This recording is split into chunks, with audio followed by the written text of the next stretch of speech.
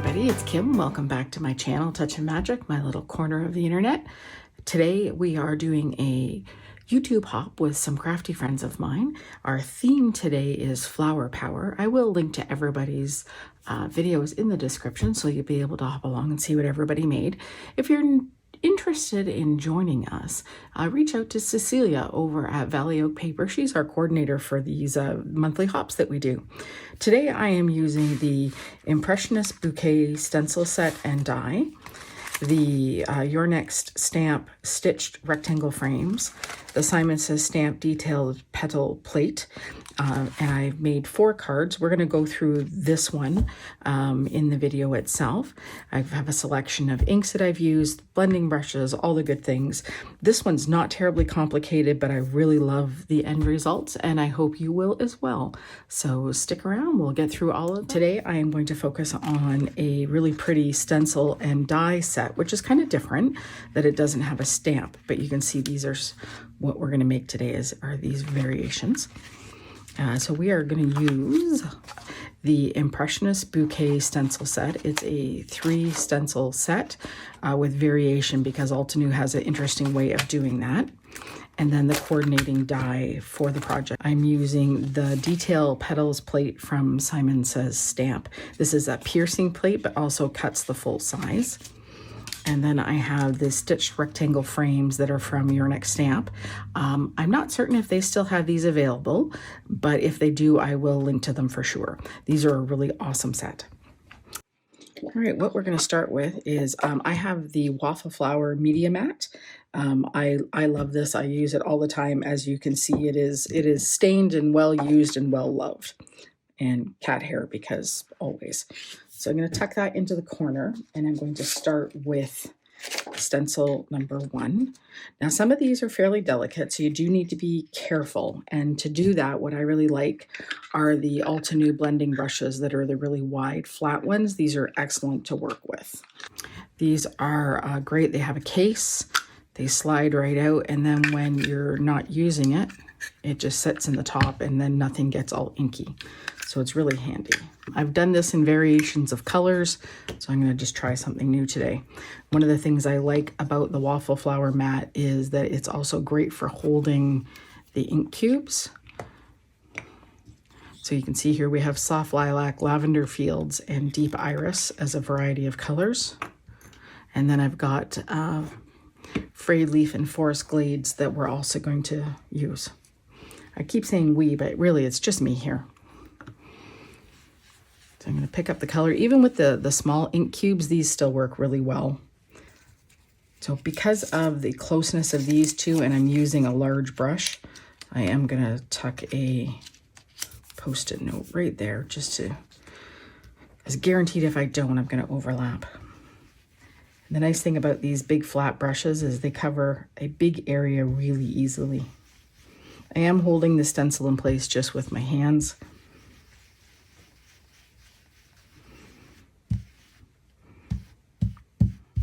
Because these bristles are so soft, it doesn't seem to catch on those delicate sections.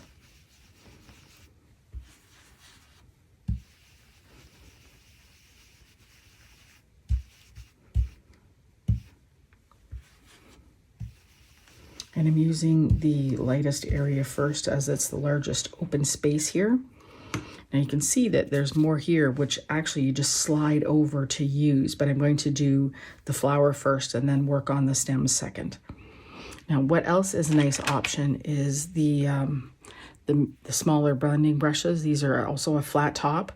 I'm going to take the next darkest color and I tap off on the plastic and just go around the edges with it, just to add a little extra depth because there are no stamp lines with this set. To get a little extra definition, this is a great way to do it. And these are really simple to work with. The flat tops are really nice.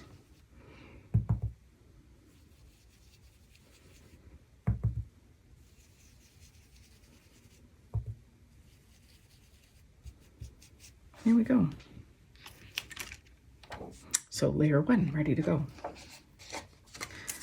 And what I will do before I go back and use the second part of the stencil is I'll take a little bit of rubbing alcohol on a cloth and just wipe off so I don't get color transfer.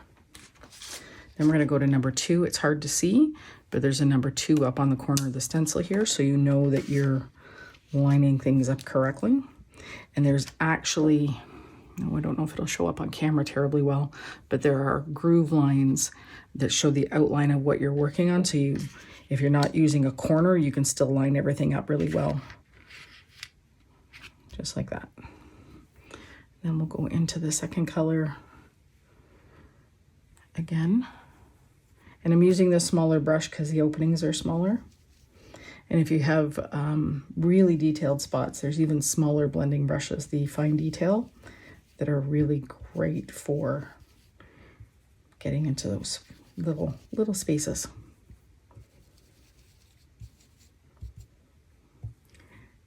Ink blending when I first started making cards was definitely something that I struggled with, and probably many people have the same thing. But when I discovered blending brushes, my first set was from Tailored Expressions, which I still have and still use.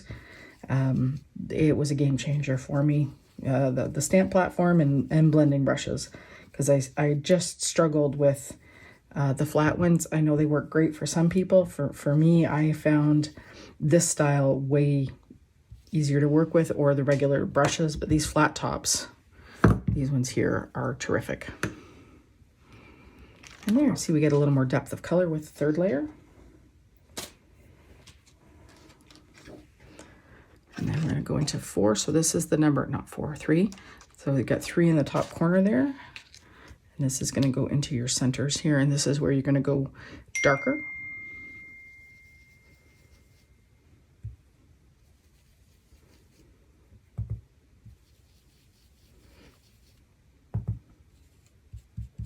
And this one's got some delicate spots, so you just want to be careful on that, which is where these little brushes, again, are really, really handy.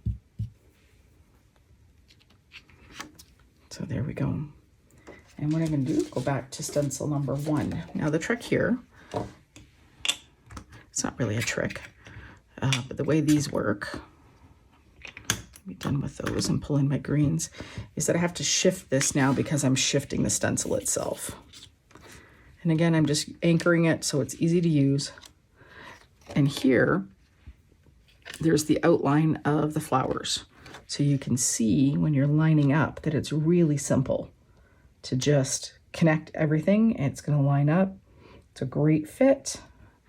And because this is off the edge of the page a little, the stencil mat actually, or not stencil mat, the media mat actually helps hold everything in place. I'm going to switch to my little small green one. And we're going to move into Frayed Leaf. And then Forest Glade will be our depth of color. Because I used this earlier, I'm just going to microfiber cloth, just take off the excess. Start with a lighter color, hold it in place, and then just gently add color. And again, because there's some delicate spots, these little flat brushes, super handy.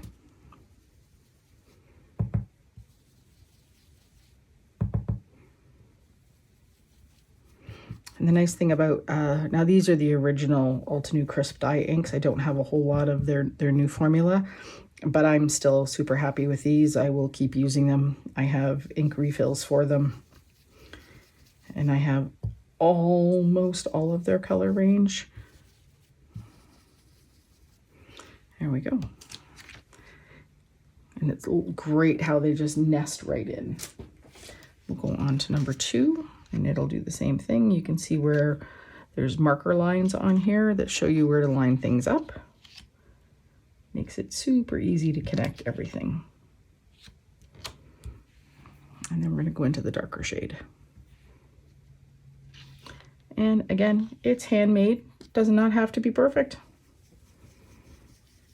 But this gets you pretty close. I like how they have their stencils, instead of having 6 stencils for 6 different layers, which is what this essentially would be, you have 3 stencils. So they do that to cut their cost.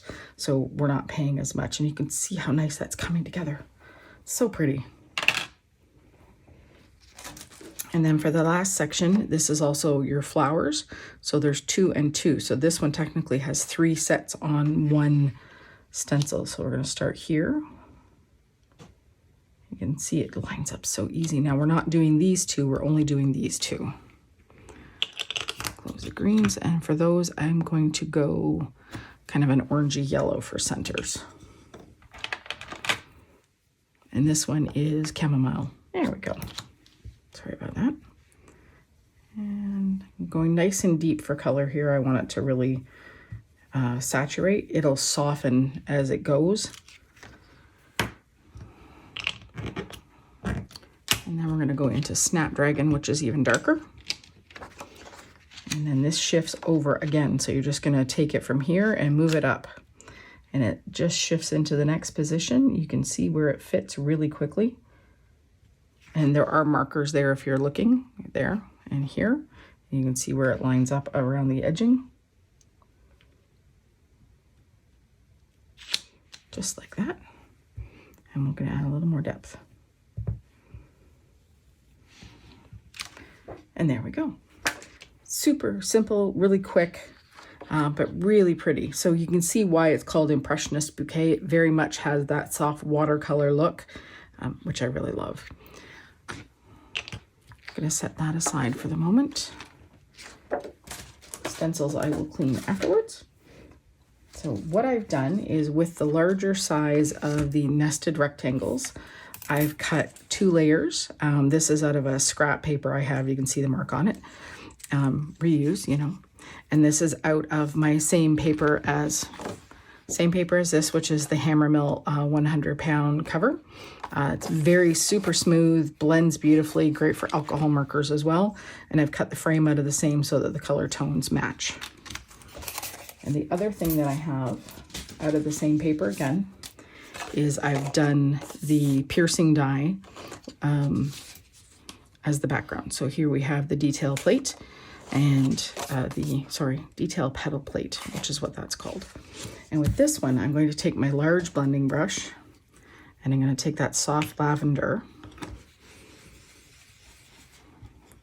Soft lilac, sorry. And then I'm going to do a little center blending here.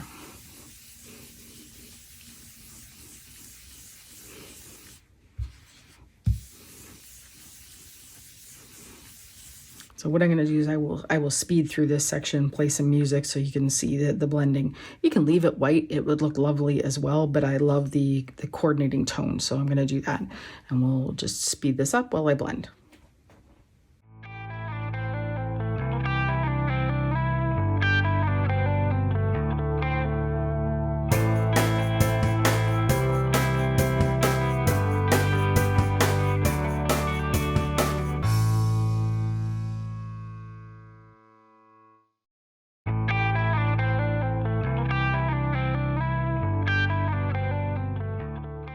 All right, so we can see that blended. I'm not worried about a little bit of the darker shadings.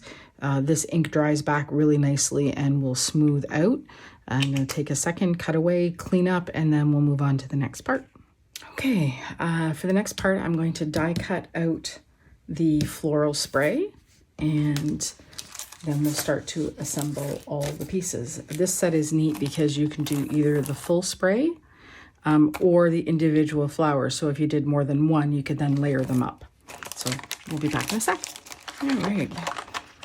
The nice thing with this is it does cut out the detail quite well. Gets into some of the small bits, which really makes it stand out beautifully. So my thought for this is we'll put 2 of these together. We'll tuck the spray in and out so we have it breaking plain a little, attach it to the edges, and that's how it works. And then you can, I often will have cards like this just done without a sentiment.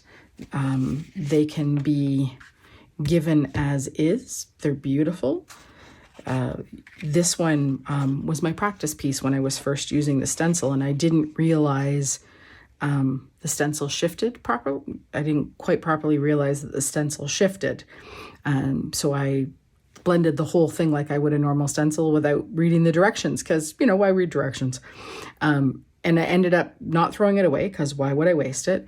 And the way it cut out is that I then got an edge piece, which I'm also going to turn into a card, because I think it looks lovely that way as well. And because colors, got to do all of them.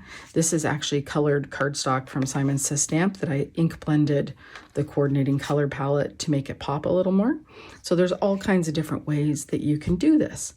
I do hope you found this at least a little bit entertaining and educational. It's fun that you can take one set, and this is just, as I said, the stencil and the die, and you can make so many different things that have a really different finished look. Whether you add a frame, you color the frame, you leave the cardstock white, you can certainly do it either way. It would still look really lovely on white if you want a really soft and subtle background. Mother's Day, Father's Day, they could be a sympathy card. Fathers like flowers too, everybody does. So you can do it any occasion, birthday. Just because I love you cards, they're my favorite. Thank you for coming by today.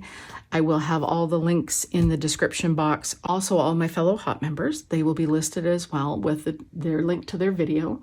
Again, our May theme is flower power. And if you're looking for a hop to join, we would love to have you. And please contact Cecilia over at Valley Oak Paper here on YouTube or over on Instagram. Have a wonderful day, and thank you for coming by today.